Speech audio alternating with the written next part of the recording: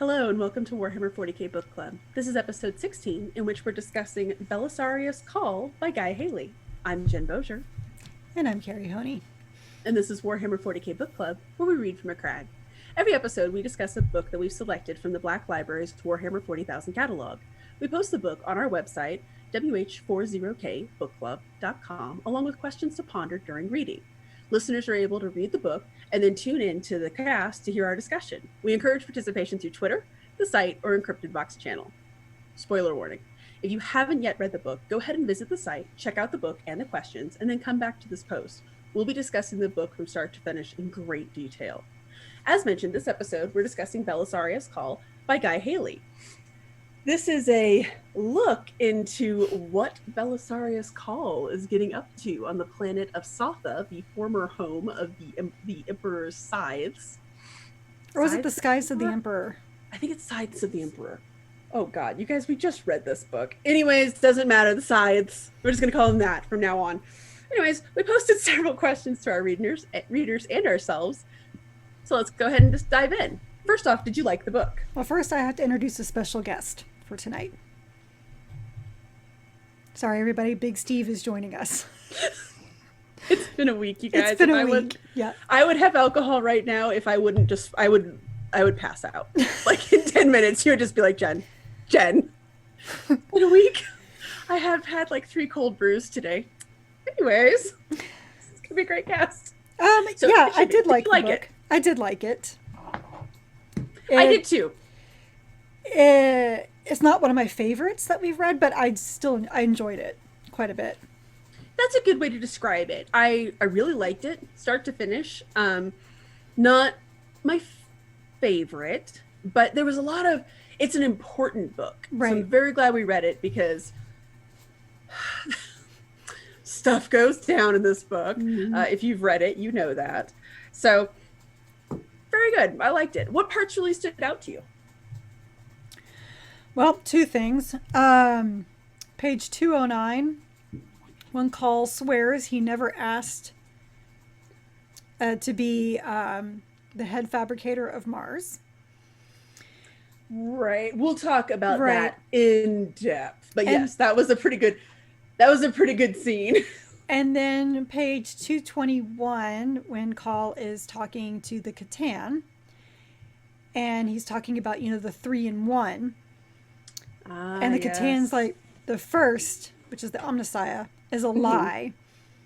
I forget what he calls the second. Well, he calls it the second, which is the Empyrean beings. He's like, that's just emotions. And the third, which was the Emperor, it said, and that's a weapon. Which is true from a certain point of view. I mean, but that's what the Chaos Gods call him. I mean, they call him the Anathema.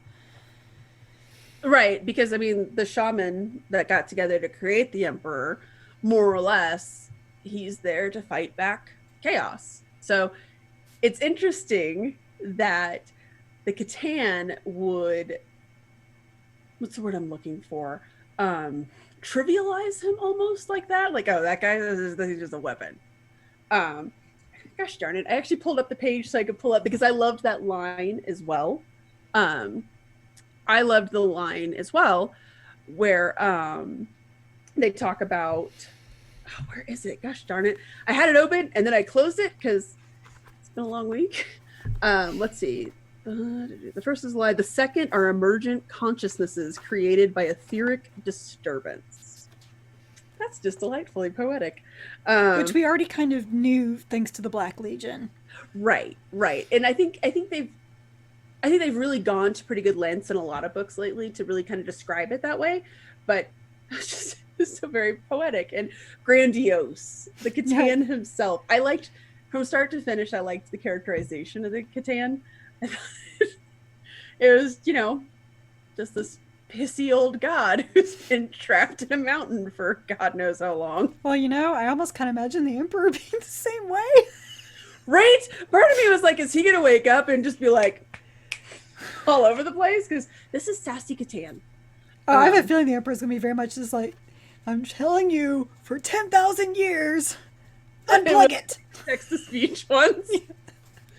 So one of the things along kind of in that similar that same-ish chapter, I let's see, what was the place that I had marked? It was on page 214 when they find that crack in the wall Mm. and they go and they look through it. It's Oh, right.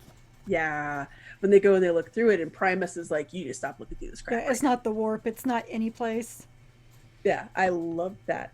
um I have this thing, so the only scene, no Star Wars debating, but the only scene from The Last Jedi that I really liked, and I really did like, I walked out of the movie and I was like, that scene was amazing, is the mirror scene with Rey when she's snapping in the mirror and it's going all up and down the mirror. I thought that was beautiful. So this like reminded me of that with just when he's walking, when Felix is walking away and he looks back over his shoulder and there's all the fragmented realities of the different. That was so cool, and it was one of those little things that I was like, really, it doesn't have any bearing on the plot or anything like that. It's just a neat scene. And that's what So, Bioshock Infinite tried to do. ha!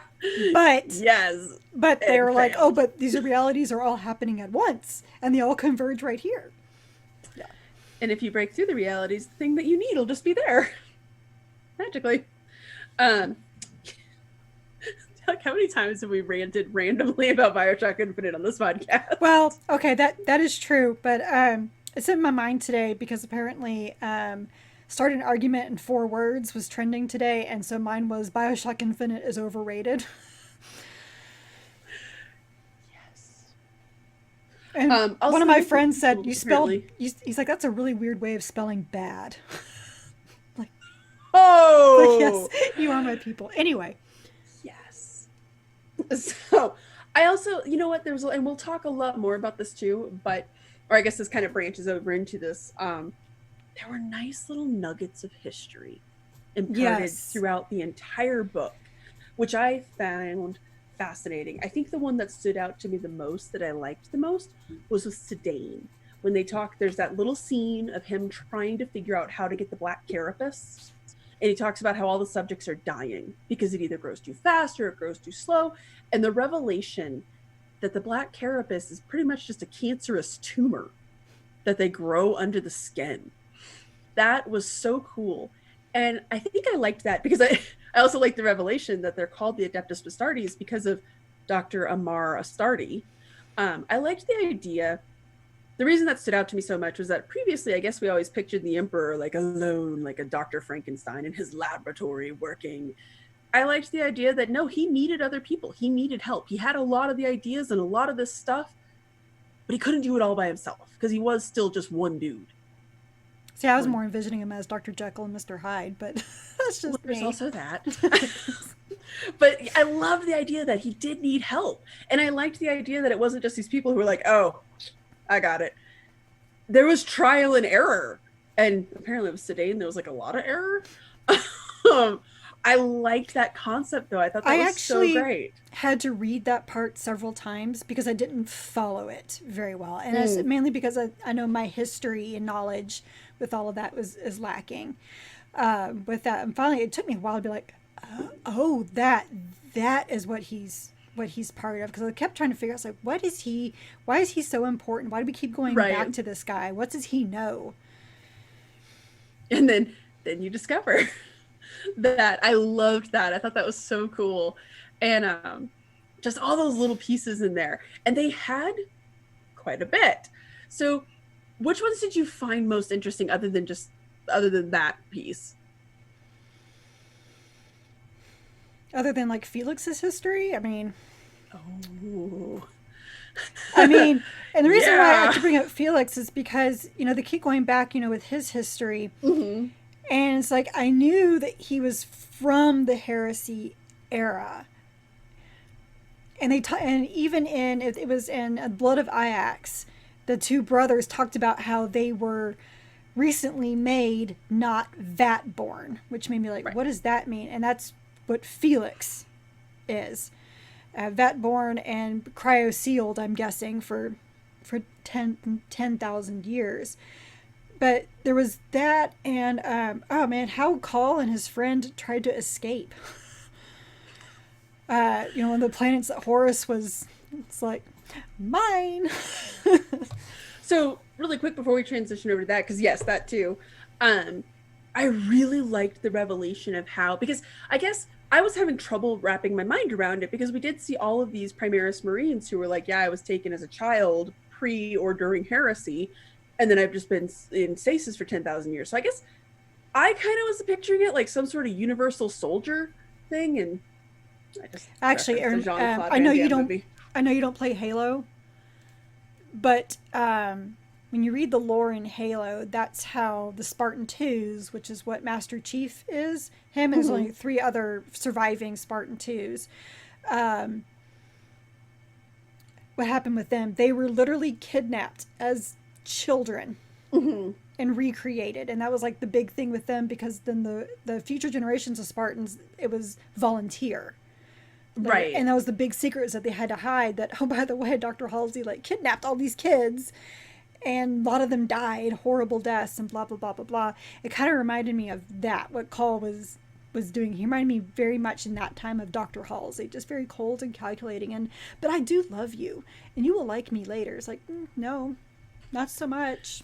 And I like it. I thought that was interesting, this idea that like it felt more like this. I guess I pictured that he was like, oh, I can do this, just put a whole bunch of guys on ice, and then 10,000 years later, figured it out, pop them out of stasis. I liked the idea that it's been this slow process that, nope, okay, I did this, I'll get back to you in a couple hundred years. And just this after I go absorb other people. Yeah. But which we'll talk all about the calls, plural. But I thought it was really interesting, this idea that it was this constant evolving process, and that it really did take him 10,000 years to figure out what the Emperor and the other people had done, which we're going to talk a lot more about that when we talk about the personalities. But at the same time, though, he hasn't figured out how they made the Primarchs, because he even like mentions that he hasn't figured that out. And the thing is, right, I think, okay, yes, so we had Sedaine and Dr. Astarte, working on the Adeptus Astartes based off of the Primarch's genetic code, but I believe that the Emperor did the Primarchs by himself. That was his little personal lab creations. And then when they got, scattered, he's like, well, shit, what else am I going to do? Somebody make me a whole bunch of children for these guys. Yeah, exactly. I liked that idea of it. And which, along those lines, since you mentioned that, I strongly suspect that Primus might be his attempt at that. That, or it's just an amalgam of all the legions. That's what I think he is. Because they mentioned his raw psychic talent feels very Thousand Sunsy. And they mention when they first look at him that his eyes, his pupil is all black, which is a Night Lordsy thing. So I think he's just kind of, and I did like when Felix was like, yeah, when this guy was first revealed, Reboot Golem and blew a gasket. This was not good. So there's only one of him. And the fact that he talks about how he's in constant pain. I was like, oh, that's so sad. Well, yeah, apparently Cawl doesn't look at you like a son.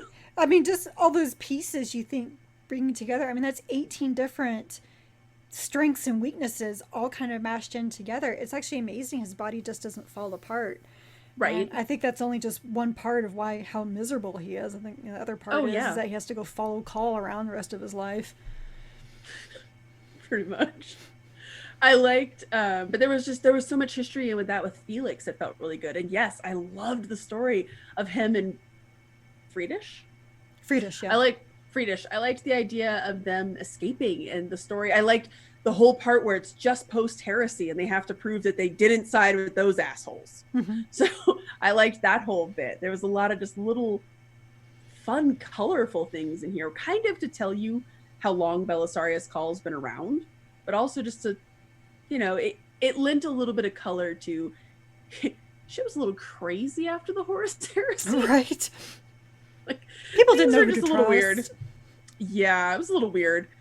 So you mentioned the scene that I want to talk about because so Belisarius Cawl has unleashed a rogue AI on the universe. That's a thing that's happened. And that scene that's made of Necron technology. Easily, clearly.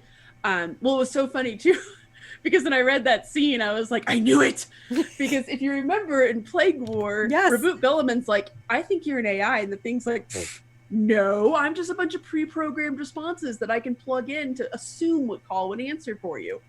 By the way, will you make me the leader of Mars? Like, so what's this AI's end game? Because Belisarius Cawl says, or when Felix questions him on it, and is like, will you stop asking about that? I was actually really surprised at how self-aware Cawl is. Right. When he was like, oh, I would never, that would cause a civil war. You don't say. That may be one of the reasons why Reboot keeps saying no. Yeah. It's like, tell me something that we don't know, dude. Yeah, let's see, what does he say? Of course I can't be Fabricator General. Half the Mechanicum think me the anti-maker cloaked in metal and flesh. And then I did like two where he says, I do research. There are some who call me a scientist.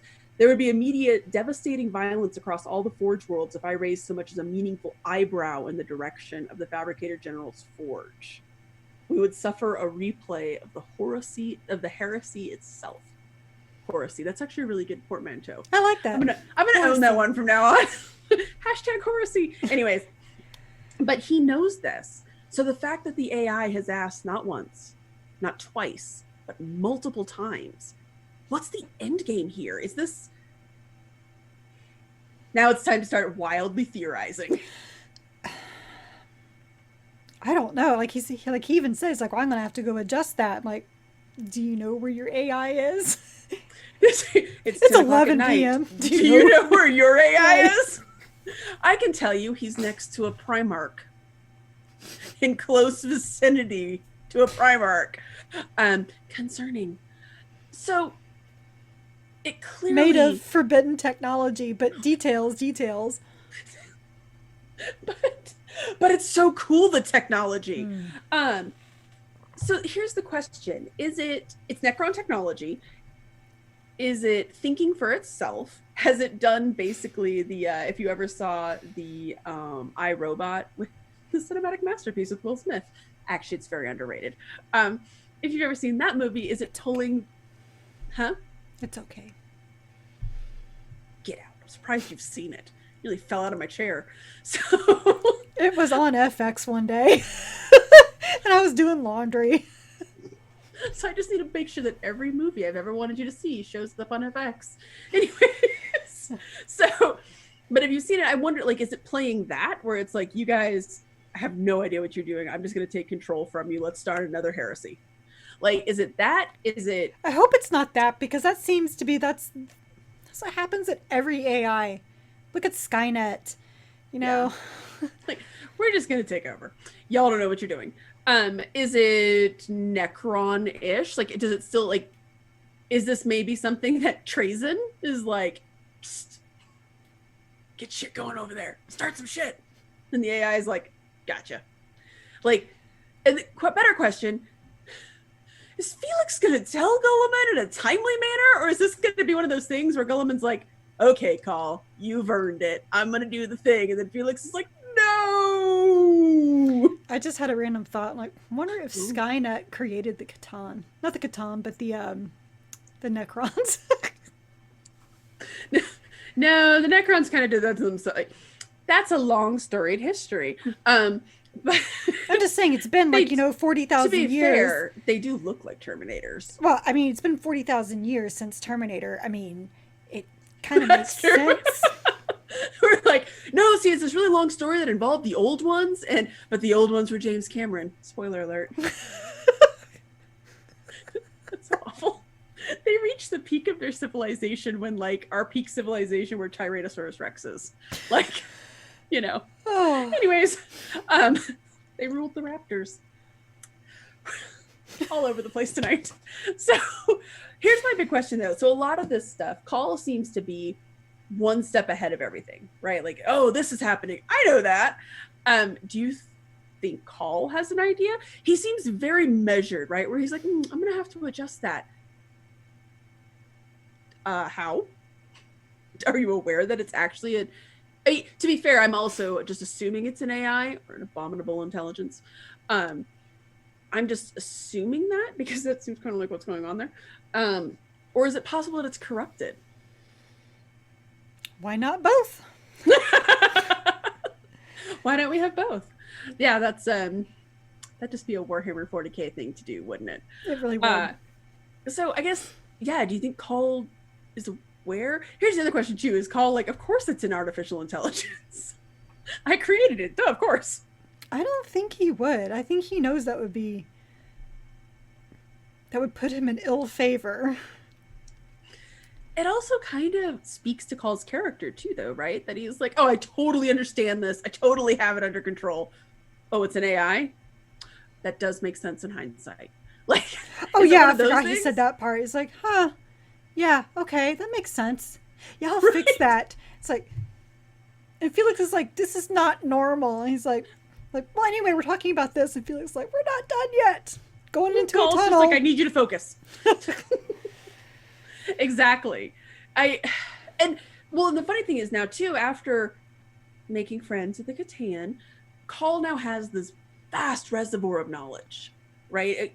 God, even so here we're gonna go back into wild theorization here. Other than the location of all the other beacons in the universe, what else could he have learned from a Catan? Maybe how to fix the Emperor. Because I mean, maybe they've how said to fix the throne. That's lost technology at this point. Yeah, the entire throne technology is lost. Although you would think with how old he is and all the different people he's absorbed with their knowledge and histories, that he would actually know how the Golden Throne works. And he might, but he may not know how to repair it. I am starting to get the strong suspicion that only the Emperor really understood that. Or the Malkador. And Malkador, who, was killed by the Golden Throne, more or less. I think maybe that's why you spread your knowledge around and document it in a wiki page. Software humor. And don't let other people edit it. Well, obviously. It goes without saying. That's how you end up with, we erased all of the release notes from like 3 years. I couldn't help but compare this though to Thousand Suns from the Horace.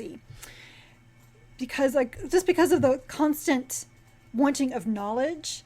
Yes. And then the Space Wolves, their big things like, you can know too much. Like, well, is it possible, Cawl, going over like Magnus territory and is knowing too much? And I think he is, especially going into, Magnus kind of tipping into chaos was it's very similar, if not the same, as Cawl tipping into Necron technology. He's created an AI already. Right. Yeah, absolutely. I agree. Because there is, I think, especially with the Necrons, there is such thing as too much. You have AI in there. Like, on one hand, I think you and I were joking about how awesome it would be that, like, okay, have you figured out how that living metal thing works? Go back and tell Belisarius that he's fine. It's totally cool. That's all kosher now. Or maybe if you learn how the living metal works, you can bring back Ferrus Manus. That's an option too. Because his eyes are made of living metal. Like his arms. Yeah, like maybe you could do that. There's so much that, and like the Necrons also have superior technology all around, right? That'd be pretty awesome. And like, when they describe the scarabs and how they're like self-repairing and they're doing all this kind of cool stuff, like, yeah, the Mechanicus could, probably go to stand for some of this stuff, but again, at what cost? Right. It's like the same thing like with Magnus. He's like, look at all the good that I am doing with everything I have learned. And it's like, but where are you getting that knowledge? Right. It does matter what you're doing with it, but it also matters how you get it, because there's always that price to pay. And there's going to be a price to pay with this. There's also knowledge that you can't unknow. Like, if you find out that, oh, I can do this really cool thing. I'm going to make an Avatar: The Last Airbender reference here. There's an episode in which Katana learns how to bloodbend. And at the end of the episode, she decides that it's pretty awful but she knows how to do it now. So there's an episode later where then she gets really angry and she starts bloodbending, and it's not until she kind of is like, oh, wait, shoot, I shouldn't have done that. That's so bad. Mm-hmm. So especially with Cawl, like he could find out stuff that he might be like, on one day he might be like, that's bad knowledge, I shouldn't know that. But then, you know, it's Cawl, so he could also be like, but you know what, gosh darn it, that's just going to help us in the long run, so let's just go for it. He has so much hubris. Like, holy crap. Like, he makes Magnus look humble, I swear. You know, because at least Magnus was willing to teach. Cawl is just like, I am right, and you will follow me. Oh, yes. And not question. I am the keeper of knowledge. Yeah, you will not question anything that I do. Oh, by the way, our favorite Imperial citizen, I am not Team Cawl. Fuck that guy. He's a monster. That seems a little harsh. No, it's not harsh. Cawl. He is a monster. So, because I love the Adeptus Mechanicus as is, I don't think that I would want to have tea. Well, actually, I would want to have tea with Cawl. I'm not sure that I would want to be employed by Cawl. No. I wouldn't want him to consider me a friend. Or consider you smart, for that matter. Or useful. Mm-hmm. Yeah, no, but I would love to just, let's have tea and biscuits. Yeah, but you don't know which personality is going to show up. There's that, too. Yeah. From as many people that he's absorbed and made backups of backups of backups. Okay, so there's some weird stuff. Well, okay, so that's another thing. He has learned to absorb these consciousnesses, right? I wonder, with Necron technology, could he potentially learn how to offload them? I think he has been. Into another body. I think he's been trying. Oh, shit. With Friedish. It's very obvious he's been trying to do that with Friedish. Because he saved his head. Quite getting it. But he saved his head. He made a very big deal about that. And and every time he talks to one, and he says Friedish, like, I am not Friedish, sir. I just sound like him. It's like, he's been trying to recreate Friedish. So, but is that... So, on one hand, okay, so now maybe he gets the knowledge from the Necrons, and he's like, oh, of course, that's so simple. I just need to do this. And so he does the thing, and then he has Friedish back, kind of. So that's okay. Well, whatever. You brought your friend back and they're a little creepy. Weird flex, but okay. And then, but yeah, what's the next logical step there? He's like, oh, you know what? I should bring Hester Asperia back again. That'd be a good one to bring back. And you know what? While I'm at it, I'm just going to offload Sedaine too. Like, that seems like pretty questionable. Well, to quote Jurassic Park here, you're so focused on whether you can do it, you didn't think about whether you should do it, which has pretty much been the mantra for all of the Thousand Sons. Right. And so along those lines, so Belisarius Cawl unleashed a Catan. Where do they go from here? Maybe he's going to go find the other Catan that Uriel let go. Oh my God. Can you imagine? Like those two see each other and they're like, hey, buddy. Like, we need to catch up and kill a lot of Necrons. Well, and if you remember the Nightbringer, I'm pretty sure again, it has been so many years since I read Nightbringer, but I'm pretty sure the Nightbringer was famous for having absorbed some of the other Catan shards, a la Solus and Flemeth. So I'm not sure. Like, I can just imagine those two getting in a room together and being like, so, battle to the death. And there are still so many other shards out there.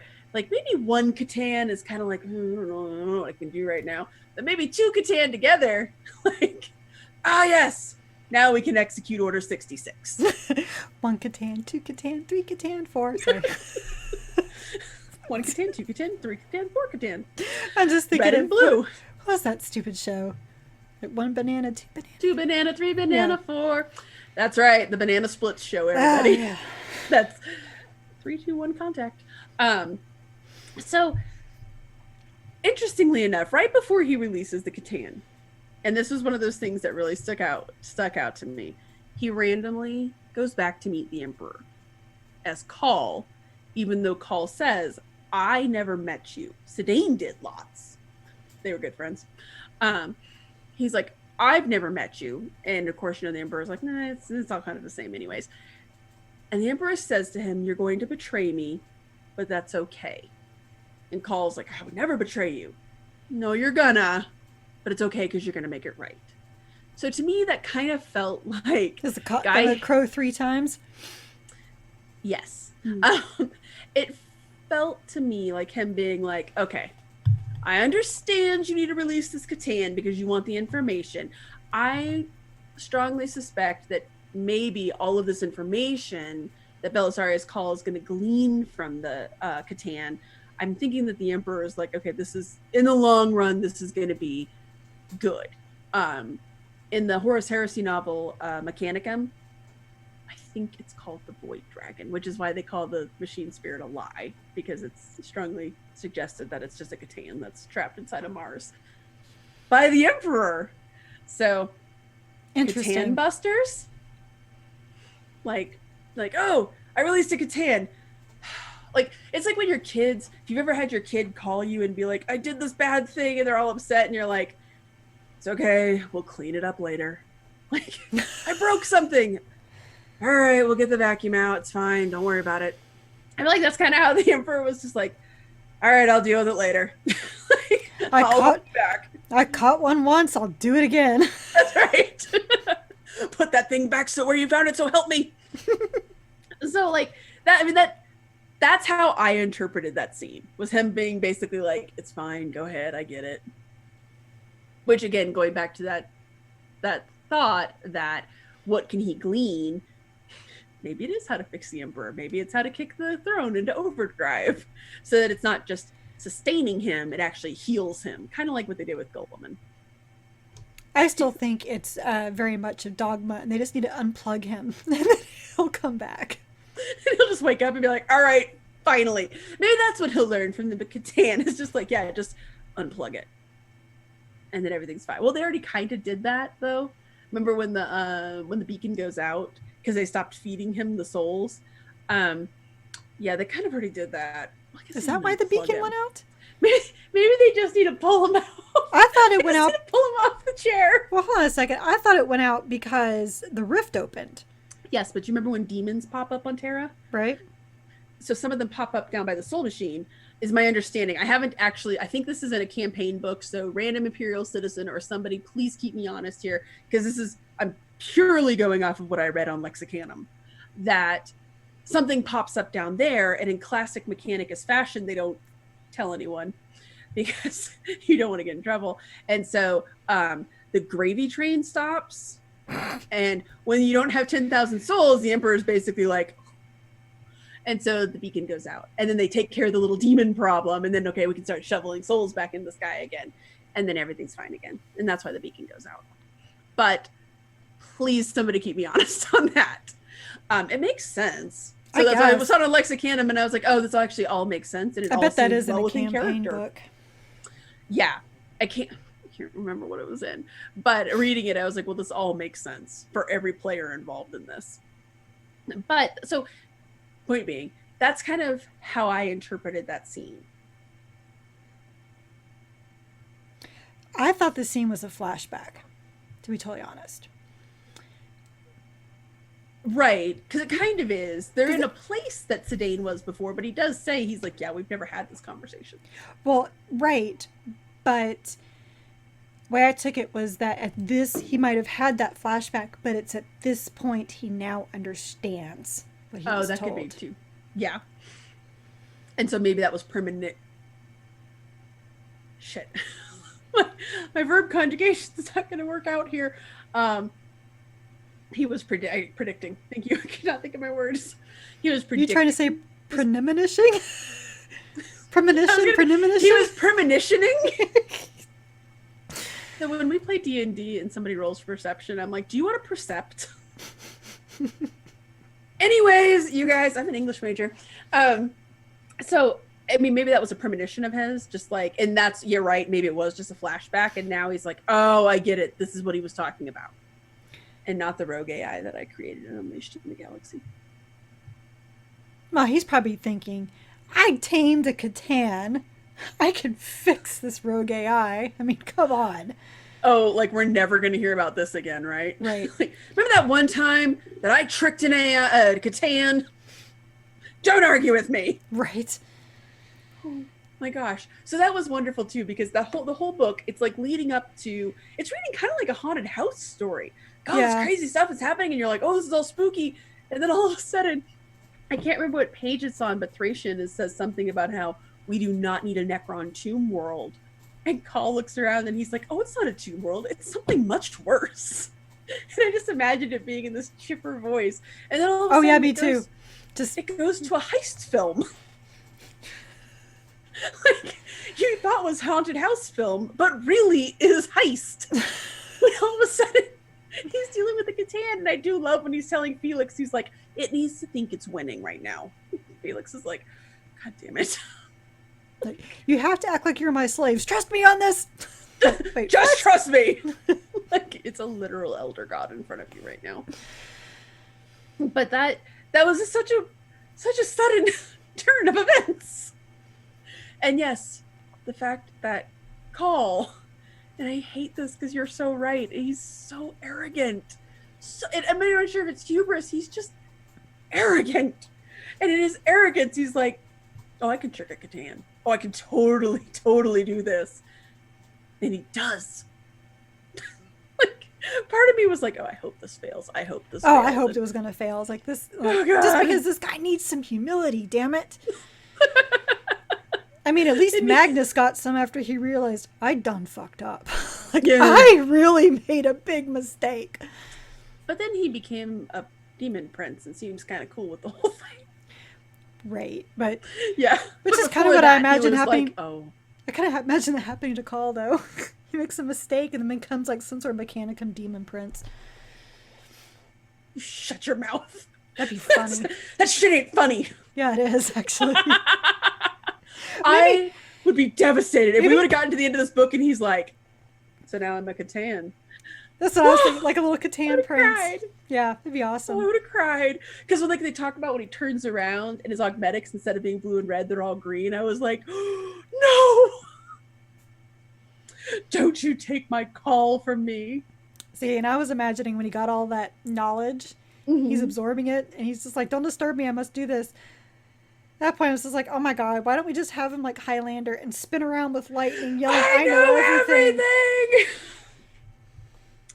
That movie's a classic. You referenced Highlander. I'm so happy right now. I feel like we've just made a really good breakthrough. Never mind, I didn't like that movie, but you referenced it. But so he tears open a hole in the galaxy, basically. I did like that when he's like, okay, look, you can sit here and die, or you can go over to this isolated star system. What'll it be, Fletch? And when he chooses to go to the star system, but so the first thing is he's angry at Cawl and he's going to want some revenging. I mean, you're an elder god. It can take 5,000 years. You don't care. You got all the time in the world, right? But I feel as though some of the Catan or some of the Necrons are going to be like, oh shit. Actually, I feel like, yeah, some of the Necrons that they're going to have issue with that. Well, yeah. I mean, he basically said he was going to go after all of them. Yeah. And Cawl even said, yeah, he's going to go after them before he goes after me. It's fine. It's fine. They're in way worse trouble than I am. Yeah, exactly. Like, I feel like that's a big thing. But I actually got really excited about it because when we read the Ultramarines Omnibus forever ago, I remember being like, oh my gosh, they released a Catan. And then they never said anything about it. So I was always kind of like, oh. And to be perfectly honest, and I'm going to go on record saying this, I think maybe the Black Library forgot that was a thing. It was a long time ago. Yeah. I mean, I think that book published in 2002. So it's been like Shenmue time. And timely. So that was kind of exciting to me because now I'm like, oh, there's two of them loose. Like something's gonna happen now. They could do something with this. Somebody could have some fun with this. I'm telling you. But so that's one section of Xenos that we dealt with. Meanwhile, back at the corral, the Scythe corral, this is the first time that we've seen the Gene Stealers' real long-term plan. We've often, at least with me, I've seen Gene Stealers after, like, I would say less than 300 or 400 years, where they still have the third arm, they're still kind of, their heads are weird and wonky. They have gotten to a point on the planet of Safa, which totally makes sense, that they are practically indistinguishable from humans. So much so, they've infiltrated a fucking Space Marine chapter.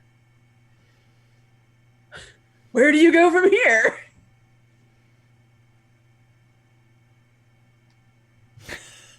Right? Exactly. Like, I got to that. I had to reread that chapter when Thracian is with the like Gene Stealer King, when he's with him and he can't shoot him. Right. And then I had to go back and reread, because there's that section, that flashback when he's grilling that one person, that one woman. All of a sudden, like, it was like a birth, instead of a light bulb, it was like a birthday candle lighting above my head, because I was all of a sudden like, oh no, this is so bad. Yeah, when he couldn't shoot him and he realized that he couldn't. I mean, I actually kind of had to close the book and put it down for a minute. It's like, oh no. Oh dear, because the whole time, and it was... Because the whole time you're wondering, like, what is this big shame? What is this big secret? And this is the only chapter we've ever seen excited about Primaris Marines.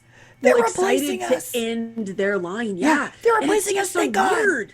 Yeah. Yes, exactly. The whole time they're like, nope, just let us fucking die. We're done. Just kill us all. It's like, that's a weird thing to think. So at first, my thought was, I was like, okay, you guys got wiped out pretty much by the Tyranids, and that does suck. So my thought was that it was like typical Space Marine stuff where they're like, you just can't handle the shame. And so I was thinking that, that's like, what I thought too. I honestly thought that by the end of the book, it was going to be one of those things where Thracian would come out at the end and be like, I think I've learned a few things today and I've grown as a human being. I do have value. Like, I was honestly expecting there was going to be this moment with Felix being like, you do have value. And he's like, we do have value. But no, it went somewhere so much darker and unexpected. Yeah. So the Gene Stealers, everyone. I was not expecting that. Well, and the fact when they're talking about, like, how do we not know this? And yeah, this is what we're supposed to do. Well, Cawl knew. That was the thing that also shocked me when they're kind of explaining it at the end, and like Primus is like, yeah, of course he knew. Why wouldn't he know? You could have said something, ass. Which means Exterminatus is on its way. Well, you can't let that planet stay. Not with Gene Stealers who had infiltrated the chapter. Well, to be fair, they did kill them all now. I mean, but did they're they? all dead. Did they? Okay, that's a good point. I mean, they are kind of like roaches. Mm-hmm. Like, yeah. I mean, I forget what it's called. I forget what it's called. The little, like, wormy thing. It had actually a pretty big role in Devastation, a ball. I forget what it's called. Oh, I can't think of what that thing's called either, but I know what you're talking about. Those can be in the dirt, waiting. Yeah.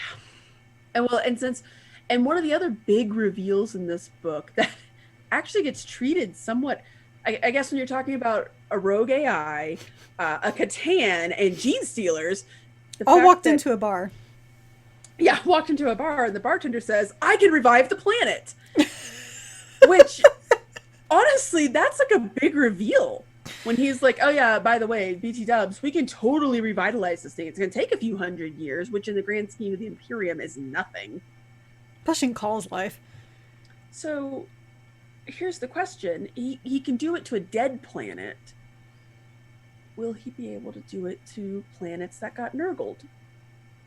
So, like, there were a lot of planets in Plague War that were totally lost to Mortarian's forces. Can he revitalize those? Well, maybe after you Exterminatus it first. Right, but like, I mean, does that just become a new type of terraforming where you're like, okay, we're going to exterminate this planet, mm-hmm. and then we'll come back and we'll revitalize it? I guess. But then to your point, that'd be kind of nice though, in a way. You think? Think of how many planets. Yes, I do think that's why I said it, bitch. Sorry. Somebody take the sorry. Somebody take the wine It's away. It's been a week, okay? I need to try to find a space marine and ask you where Shenmue 3 touched you. And here. And here. Here and here. We are professionals. That was a pretty big reveal too, though, but it would be a huge deal. Like, think of all the planets that we've seen in books that have been exterminatus. Anyways, the past tense of exterminatus. And I mean, they could bring back Istvan. Ooh. I feel like that'd be a little tasteless. It's a little too soon for that. 10,000 years? Too soon. They can give it to the Iron Hands. Oh my god. That'd be a Cawl thing to do too. Like, guess what? I revitalized this planet for you. Here you go. Here's a present. And they'd be like, are you kidding me? Here's where your father died. But, maybe it would be like Star Trek 3, The Search for Spock, where they come back and then Ferrus Manus is alive on the planet. That's a terrible movie. Of course it's a terrible movie, but I'm just saying they could turn it into a terrible book. But it'd be okay because Ferrus Manus would be alive at the end. Don't take my dreams from me, Carrie. Anyways. Well, someone get Guy Haley or Chris Raitt. Like, you're both welcome. I should never be a writer. Anyways, so that's a big thing. But you're right about this planet, especially because the Gene Stealers. So one of the things that gets suggested, I think it's in the book Pharos, because it's the one that happens right after the Unremembered Empire, which is where Pharos is first introduced. When Warsmith Dantioch activates the Pharos beacon, that's what calls the Tyranids to our universe. Basically, it's like it's like a moth to a lamp. And so it's actually one of my favorite memes from Reddit that I really like. But that's kind of what calls them there. So those guys have been there for like 10,000 years. I would imagine they're pretty, if they had a Gene Stealer, which, what was he eating? Anyways, living in the very heart of a Space Marine fortress. What else is there? You know what? Forget saving this planet. We just need to Death Star it and just blow it out of the sky. Yeah, dust off, nuke the site from orbit, and just never come back. Right. Like, just put a do not enter sign. We can go revitalize other planets that deserve it better. I will be a little disappointed, though, if, like, in a couple of years we read a book where they're like, oh, it's been 200 years, and we've revitalized Sotha. But there's Gene Stealers. Oh, God, really, guys? Come on. Well, we know what it takes to destroy a planet, right? Just get a Blackstone fortress and harry this, you casuals.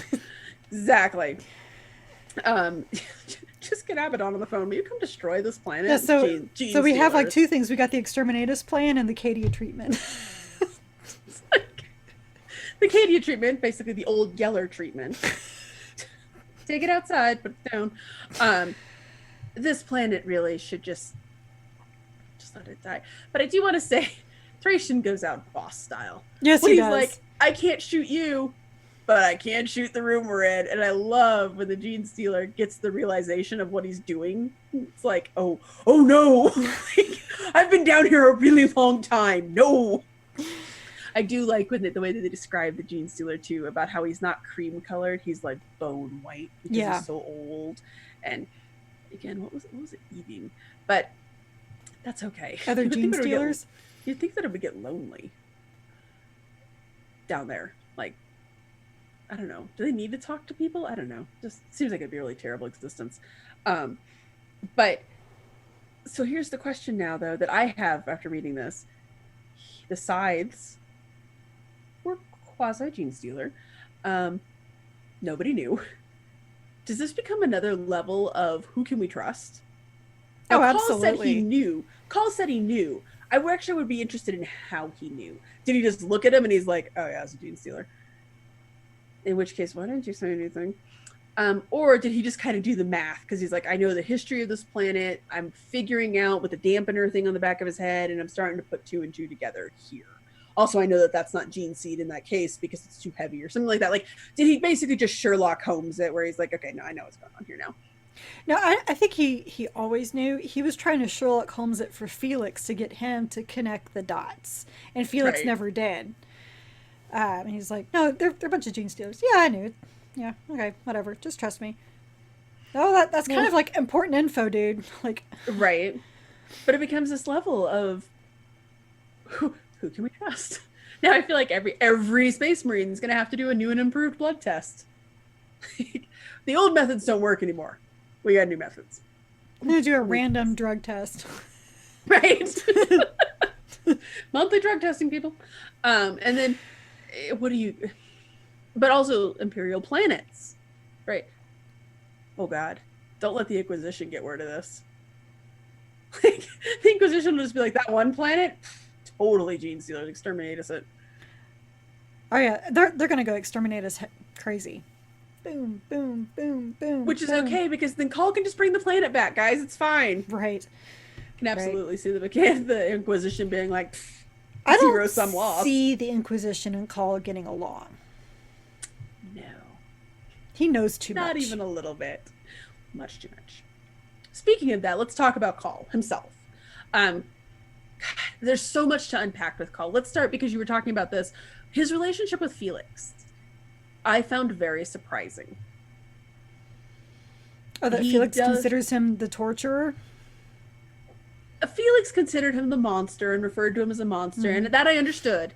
But the fact that Cawl basically looked at him as a son. I don't know if he does. Well, remember he said, because he is, and he has that kind of patrician feel about him throughout the whole thing, right? Where he's like, what does that mean? And so, like, with the gene stealer thing, right? He's basically like, what do you think about the thing on the back of his neck? Okay. Like, he's like trying to lead him to this. And the way that he talks to him, and when he finally says, because the whole time he has this weird personality of like this Willy Wonka nutty professor. And he tells Felix, he's like, yeah, this is the personality that you respond best to. He actually cares. Like, there's, in his own Cawlian way, he kind of cares about Felix. And even says, he's like, you brought out feelings that I never thought I was capable of. I don't know how much of that is true. Well, okay, that's also valid. Because he even said, this man. He even said, I bring this personality because this is the one that you react to the most. Basically, I annoy the shit out of you, and that's how I can get you to actually talk to me. Right. Okay, that's fair. It's something he uses. Who's to say? In many ways, if he does see him as son, he sees him as much of a son as the Emperor sees the Primarchs. I was just about to say it. I think it's kind of like that.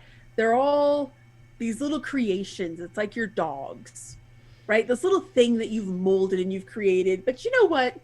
You really do like that one. Like for the Emperor, it was Horus, right? Horus really was a good boy. And so he really had the strong, of all of his weapons, that was his favorite. I feel like that kind of is the same thing with Cawl, is that, look, of all of the weapons I've created, I like this one the best.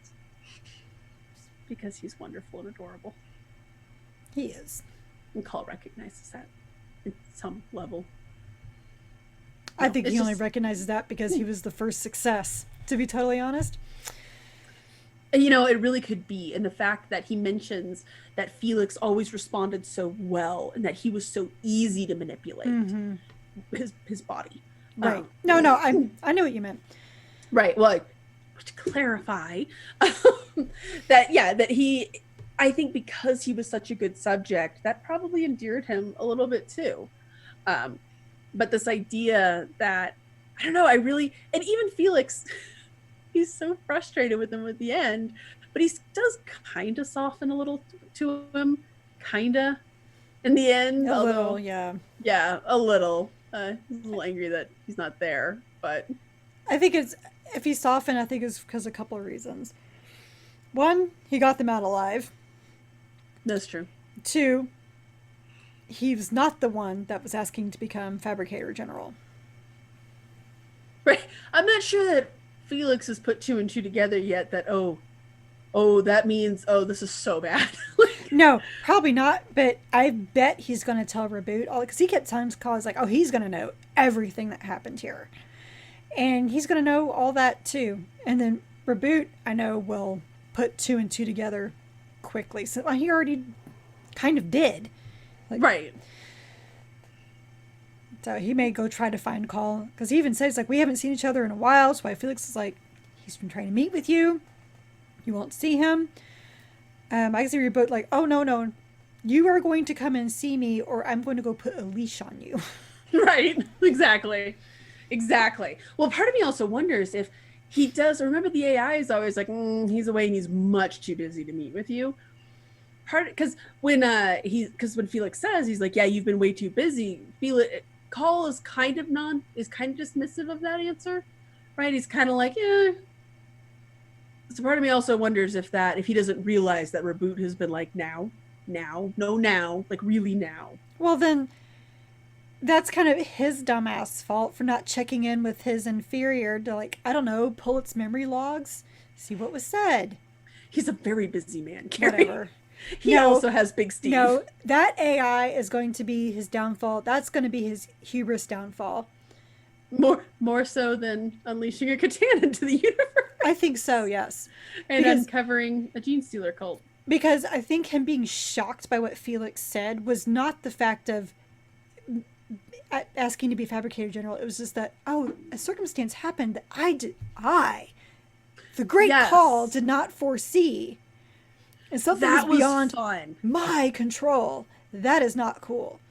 He seemed genuinely surprised, right, and taken aback, which I think it's the only section in this entire book, other than when he does tell Felix, when he's like, yeah, you brought out some fatherly feelings that I never thought I would have. I think honestly that scene is probably where he's at his most vulnerable and actually taken aback. And it almost made him feel a little human. Like there is something, yes, the great and powerful Cawl cannot control or didn't foresee. But it's weird too, because he has so many different personalities going on in him. Yeah. Right? He has himself, he has Hester Asperia, he has Sedaine, and who knows? Question mark, who knows? Yeah. So that's probably one of my favorite scenes in the entire book, is actually the end, in which he's pretending to be Sedaine after the transplant, and he's walking around like him, and when he's it seemed a kind of a cruel trick when he's talking with Friedish, and he's like, Cawl was your friend? And Friedish is like, yes, he really was. I love that Cawl is basically like, I am way too obnoxious for anyone to take over my personality. Mm-hmm. Again, much more self-aware than I thought he would be. I think back then, yes. Yeah. Well, even now, because like when he says like, oh, why do you want to be Fabricator General? And he's like, no, people hate me. Also, I'm way too busy for politics. I liked how self-aware he was then too. Sedaine was a weird one. The guy who... Sedaine was a monster. So that's the thing, like with Cawl, is that like it's easy to be like, oh, he feels so monstrous, but Sedaine was surviving by using an elixir that was literally melted down sentient beings. And he's like, oh, I feel so bad about it. Not really. Then stop. Just saying, stop. Stop using that. But that obviously that's not an option, because he's an important man. He knows a lot. He knows like so much. He was very distasteful. Mm-hmm. And I really did find it weird when you would go back and you would see the flashbacks when it wasn't, because some of the flashbacks, it was a little blurred between whether or not it was Cawl or Sedaine. And right, like there was that one where it was a woman. When it was Hester, yeah. Yeah, and that confused me to no end. That did too, but then I remembered, I was like, oh, wait, he had the jar and was like, I'm going to take over her personality. And I was like, oh, that's what this is. Right. It was confusing to me because I was like, this version of Cawl is an arrogant asshole, especially when he's standing on the cliff on Terra and he's thinking about the tech priests and he's like, they are barbaric. Why is the Emperor stomaching these things? I was like, that's a weird thought for Cawl. That's like really weird. Oh, right. Sedaine. Yeah, it's kind of weird for somebody who just like passed his acolyte status. I have this feeling. which was amazing. The scene with the doors, which again goes back to that my personality's too obnoxious to cover up. When he goes up to the doors and he starts talking, and the thing's like, the others don't talk, and he's like, yeah, this here, it's just kind of weird. I'm gonna need an upgrade. Like, he was precocious from the start. Oh yeah. Oh yes. Although I actually enjoyed Cawl from the past. And I think it's mainly because he didn't know everything. Right. He was just kind of like... felt a little more clueless. Yes, he was just this, literally he was a spunky, obnoxious guy. And spunky? He was spunky. Spunky, obnoxious guy, and I could get behind that. What he is now, I can't get behind. Because he's... Right. I cannot get past the absorbing other people. But he needs the knowledge, Carrie. No, he doesn't. Continuing with your Magnus comparison, Magnus was absorbing information from demons and what, unbeknownst to him, and dark gods. I mean, bad, but also, I mean, Call's over here absorbing whole people. Now, granted, those people, Scythes dying, no big loss. Yes, he was important, but he was also a monster. So Hesperia was, okay, yeah. No, that person needed to be taken out as well. But that's also like similar to the Chaos Gods. Why would you invite that into your head? Right? Well, he didn't really invite Scythes into his head. That's true. But you now have, and I wonder, part of me also wonders if that is what made him a little more amenable to it, because there has to be traces of Scythes in there. Which, okay. Which could be part of the callousness. Right. And his, make an omelet, you got to break some eggs. Like when he's messing with the projections. And, oh, by the way, everyone's getting killed out here, but do not disturb. Oh, well, right. Because in his mind, it is so important that we unlock this thing, because he knew the whole time they were going looking for a Catan. Right. It was so important, and that was so much more important. And these guys are totally capable. They're Space Marines. They got this. We're good. And some of them are gene stealers anyway, so, whatever. That was actually one of the only scenes that really did frustrate me, was because he does this. I think they lose 2 or 3 guys in that scene. I think they lose 2 guys and the one guy gets totally chooched. They have the scene, but there's really no consequence for it for Cawl. As soon as it's over, everybody's like, what were you doing? Like, it was more like if somebody played like a YouTube video at max volume and you would be like, dude, what are you doing? Turn it down. They didn't have nearly as strong of a reaction as I would have expected. I think Felix did, but again, Cawl brushed him off. Right. I guess maybe that is just, he just has that power of not important. Like, did you die? You're fine. Are you bleeding? Exactly. Show me the bone. That, I guess, that did disappoint me a little, because I was like, he really should have had a pay. I would have expected a stronger reaction, like from Thracian or anybody. Not that Alpha Primus allows much. I know, like, what could they have done? Yeah, he doesn't really brook a whole lot of argument. The whole time Felix is trying to get to him. It's almost like slow motion, like just trying to get to him, and he can't, and then Primus steps right in front of him. Does Primus help just kill the Tyranids that are appearing out of projections? No. No, of course not, because he's not there for them. He's there for Cawl. Right. If Cawl gets threatened, he'll step in, but not until then. Yeah, that whole, but it's a good example of him just being like, you can tell that he's so mechanicus, that he's done the numbers, he's done the math, right? A few Space Marines are well worth what we're going to get down in this thing, which I guess, using Imperial math, is he wrong? Well, they said Imperial meth. I'm like, well, it kind of is.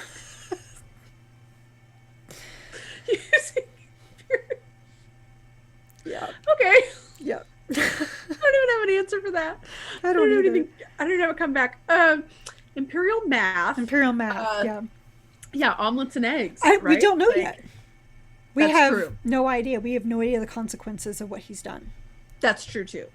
We don't yet. Or what he's going to use with what he now knows. Right. If what he knows is even useful. There is also that. The Pharaoh's beacons are interesting, but first off, are they all powered by shards? Because that was a shard of a Catan that was basically kind of powering the thing.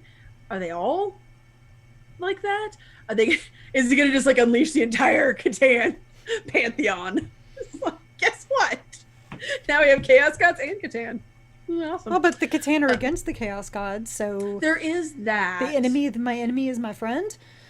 Maybe still an enemy, but I guess we don't really know. And like with the Pharaohs thing that they talked about, oh, wouldn't that be so cool? Yeah, maybe. I mean, maybe like it was a great loss when they lost it. Also, that's the other thing that I forgot to mention from the parts that stood out to me when they find Warsmith the Antioch's memorial down in the. Everybody knows I'm an Iron Warriors fan, and he's like one of my favorite characters. And I was just like, oh. Anyways, I had a moment, but great, yeah. Like, and Cawl is definitely let's just try and see what happens. We'll just travel to another one and find it and like fire it up. Oh, it's a Catan shard. Okay, maybe we won't do the rest. But there's a third Catan now out. Yeah. Well, more problems for the Necrons. Anyway, next. So overall, though, because this has become a recurring trend for us, do you trust him? No. Okay, so let me clarify this. Do you trust him in that his heart's in the right place, that he is loyal to the Emperor, and he does truly want to help the Imperium? Yes, so did Magnus. You like Magnus, though. I do like Magnus, but I totally acknowledge where he failed. You know, like Magnus is the Warhammer 40k epitome of the road to hell is paved with good intentions, and I think Cawl is going down the very similar path. Yeah, that's fair. Yeah, I guess. Do I believe that he wants the best for the Imperium and the Emperor? Absolutely. I do believe he is on the good guy side, if there really is one. I know that we don't do that here. We don't do that here. Right, he's on the side of the Imperium and the Emperor. I think he would do anything he could to bring the Emperor back and get the Imperium back to where it needs to be and fight the gods of chaos. Mm-hmm. I don't trust what he's willing to do to get there. That's fair. I went into this book not trusting him at all. Honestly, the Emperor's blessing and how emphatic he is that I don't want to cause a civil war. Mm-hmm. I don't want to do any of this stuff. I just want to help. Then I was like, oh, okay, I do trust you. I do think that your heart's in the right place. I want to trust him, but I think for me, the biggest thing that prevents it, even like, okay, you let out the Catan. I interpreted that the Emperor was like, that's fine. But you did unleash a rogue AI. Like, I'm still very nervous and cautious with him because, again, he seems to just be like, well, let's just try it and see what happens. See, now I'm just remembering, like, from Plague War, it was the Cawl Inferior that said he had the gene seed for all 20, correct? Yes, but they do say that in here, too. Remember, Felix is like, yeah. So, which is why the other reason I think Alpha Primus is a blend of them, because remember, he said that Cawl wanted to make all 18, Guilliman refused it, and he was furious when he saw Alpha Primus. Okay, I was just trying to like piece together like what the AI was maybe. No, for sure. Yeah, no, I totally get that too. You know, like, because you have to question everything that thing said, right? Right. Maybe it's more insidious than that, and it's like, oh, call, Civil War. Okay, back to Cawl. Like, I mean, maybe it is that more insidious that way. Or it could just also be that it doesn't fully understand the whole thing of Civil War. It's just like, he's my leader. He should be everybody's leader. Right. He's so good. Why wouldn't you do this? This would be best. And to be fair, it would cause a civil war, right? Blah, blah, blah, blah, blah. But let's just assume that it wouldn't. Cawl being the fabricator of Mars would probably not be the worst thing. I mean, he does seem to want to move forward. And it's been argued in a couple of books now that the Mechanicus, like most of the Imperium, it's very political, very bloated, very stuck in the past.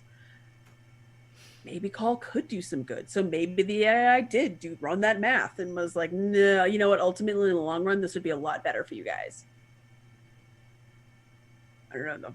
But since Guilliman has said repeatedly, that's a terrible idea. I don't know.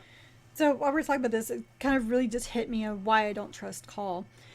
A big problem I have with Cawl is that he demands everybody trust him, what he's doing, but he doesn't trust anybody. He doesn't share any of his knowledge. And that's a hard thing to want to trust somebody who doesn't keep you in the know. Just like, I don't know, minor things like, so this is my plan with the Catan.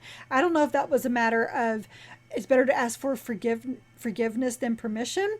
Yes, definitely that. Or if it was because he knew he had to talk Felix into it. But there's a lot of that. Not even just that. There's a lot of other things that were going on. He doesn't explain. It's like, it's that arrogance. Just trust me. I know what I'm doing. Right, it's that arrogance because I'm a genius. I know what I'm doing. I can't trust you to know what I'm doing or understand. You'll try and talk me out of this. Like, I trust you to keep me alive, but I don't trust you to know what I know. Right. Well, and also, I think it also comes down to, it's again that arrogance of, do you need to know this? Just trust me. Like, it's fine. It's fine. Just come with me. It's fine. Yeah, you don't need to know this. But I think he knows that ultimately, like, if he would have said, hey, I'm going to go try and deal with a Catan, fuck you are. Like, nobody's going to sign up for that. So, but again, arrogance. He just, he knows what's right. Like, that probably wasn't like a best example because you're right. Nobody would have gone along with that. And honestly, I wouldn't have either. I'm like, oh, this is going to fall. This is going to fall. The gene stealer. That would have been good information. But there's other things like what he was doing. And he was just like, whatever. Yeah, well, no, but like, like the projection. Yes. Hey, how about a warning? Oh, by the way, this might wake up some of the gene stealers that are on this planet because there's a gene stealer problem on this planet. Like, BT dubs. BT dubs. Obviously, it made for a much better story for him to not say it, for that reveal in there. But it goes back to his arrogance. And again, you knew this all along. And him being like, everyone must trust me, but I don't have to trust any of you.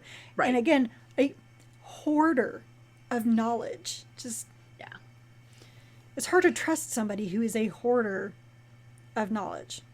Forbidden knowledge. I mean, it's all over the Horace. And not just in Magnus's case either. Oh no, it is. But we've been saying that for a while now, is that this seems to be moving toward another heresy level of event, right? There's all these moving pieces, all these weird things, all these major events, trademark symbol, that I feel as though we are moving towards another really big event. And there's so many echoes of the Horace in here. Yeah, this my bet is we're gonna have another, basically a Civil War II, where it's gonna be a clash of the Primarchs. Right. And not just Verboot and Mortarion. God, I hope it's not Civil War II. I hated that plot. Okay, we're not going to look at Marvel. Okay, we're not talking about a mutant that can predict the future and having Carol and Tony argue over whether that's a good idea or not. It's a bad idea. Like making deals with Catan. Like, we're not going to have Hawkeye shoot and kill Hulk, okay, who just ends up coming back later anyway because nobody really dies. No, they're all, what'd you say, soft dead? Nobody really dies. Yeah, exactly. Exactly. Just like the Emperor. Anyways, so our next book. I like that the Emperor is soft dead. Actually, the really funny thing about all of this is that we just got talking about, he doesn't share information, and that's terrible. Our next book is War of Secrets, which is about the Dark Angels. Who they love sharing their secrets. Yeah, they pretty much perfected not sharing information. Everything's on need to know, and you really don't need to know anything. And going all the way back to Lion's days. Pretty much. Like, So I'm really excited for it. We were talking before the podcast about our experience with Phil Kelly. You read that really great Ultramarines novella. Yeah. And I had read his short story in The Wicked and the Damned, which was very good. So I'm pretty excited. Yeah, I am too. I mean, I liked the novella. It was witty. It was a lot of fun, and it had some horror elements, and I think horror kind of fits pretty well with the Dark Angels. Especially just it's a natural fit. Or a psychological horror, if nothing else. Right. All we or need just is like a fallen popping up. They'll be like, wait, stop what you're doing. Right. Actually, so with the Prime, that is something that I want to see, is when the Primaris Dark Angels are like, who are those guys? Oh, like, that'd be so awesome. Oh my God, can you imagine the other guy, the OG guys being like, nobody? You know, they just wear black armor, pay no attention. You know, their inner circle, the Death Wing, they'll never invite in a Primaris. Just like, that's the Dark Angels mysteriously start helping planets that actually have problems because they can send the Primaris on those. Right, while they're still looking for the fallen. Exactly. Like, oh, we can actually help again. You guys go over there. We're going to go check out this over here. Don't worry about it. We think we heard that Cypher's over here. They come running. Yes, so we're excited for that one. It should be good. We'll post our article about our questions and stuff for that as we get closer to it. So I'm excited. I am too. You want to take us out? I haven't read any good Dark Angel stuff in a while.